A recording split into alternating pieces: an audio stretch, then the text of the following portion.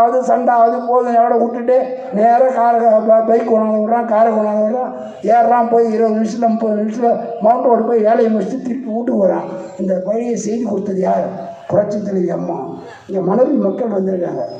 மணலி மக்கள் மாட்டு மந்தை மேம்பாலம் மட்டும் இங்கே மட்டும் இல்லை, இதுக்கு 47 கோடினா அந்த பக்கத்தில் சிபிசிஎல் கம்பெனி ஒட்டினா 54 கோடி.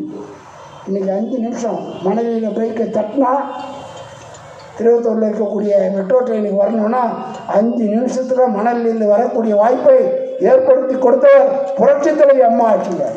திமுக ஆட்சியா? அதுக்கு நாங்கள் பெரிய போராட்டம் நடத்தணும். பண்ணி கொடுத்தியா சொல்லு. ஆட்சியில் என்ன பண்ணனே?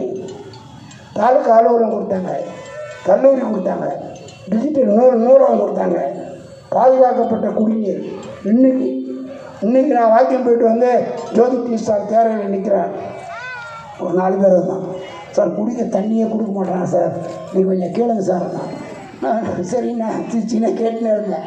என்ன பண்ண, தண்ணியே கிடைக்கல சார். நான் 7 நாளுக்கு ஒரு தடவை இருந்த தண்ணியை 1 விட்டு 1 நாள் தண்ணி கொடுத்த ஆட்சி புரட்சித் தலைவி அம்மாவுடைய ஆட்சி.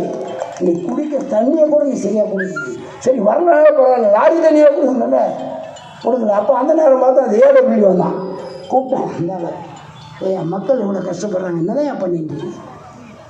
சரி சார், சரி சார், சரி, வேறு ஒன்றும் சொல்ல முடியாது.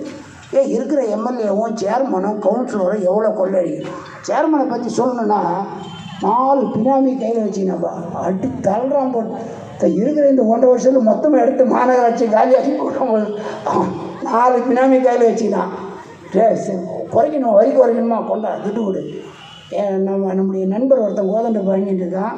அவர் நம்ம தண்டை மிஷன் வேண்டிய ஆள், தண்டை மிஷன் சேர்மனாக இருக்கும்போது அவன் கவுன்சிலர் அந்த இடத்துல கான்டாக்டாக இருந்தான். அவனை கூப்பிட்டேன், என்ன தானே பண்ணியிருந்தீங்க, என்ன தானே நடக்குது, ஏன்னா கேட்குறீங்க அப்படின்னா. என்ன வேலையை கொடுக்க தெரியும்.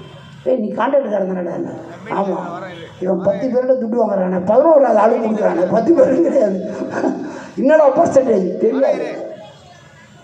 நான் சொன்னதை தனியார் சீட்டு நாளைக்கு கேளு, தனியார் சீட்டு நாளைக்கு மீட்டிங் போடு. நான் இல்லைன்னு மட்டும் சொல்லு. நீ எவ்வளோ பர்சன்டேஜ் வாங்குற, யாருக்கு கொடுத்துருக்குற, என்ன மாதிரி பண்ணன்றதை நான் ஓப்பன் மீட்டிங்கில் சொல்ல தயாராக இருக்கிறேன்.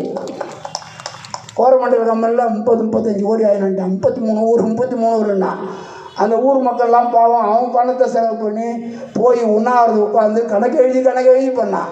நான் எண்ணூரில் இந்த கூட்டத்துக்கு போகணுன்னு நினச்சேன். நாங்கள் பெரிய ஆர்ப்பாட்டம் பண்ணணும்னு முடிவு பண்ணிட்டேன். இதில் போய் நம்ம சும்மா கூட்டம் போட்டு உட்காந்துருவேன். நான் மொத்த துட்டும் எனக்கே தெரியும். 30 கோடி கேட்குறான்னு கம்பெனியில் என்ன சொல்லிட்டான். என்னப்பா கொள்ளக்காரனாக இருக்கானப்பா, மந்திரியும் எம்பி எம்எல்ஏ சேர்ந்து 30 கோடி கேட்குறான். கடைசியில் இவங்க 35 ஆகிடும்.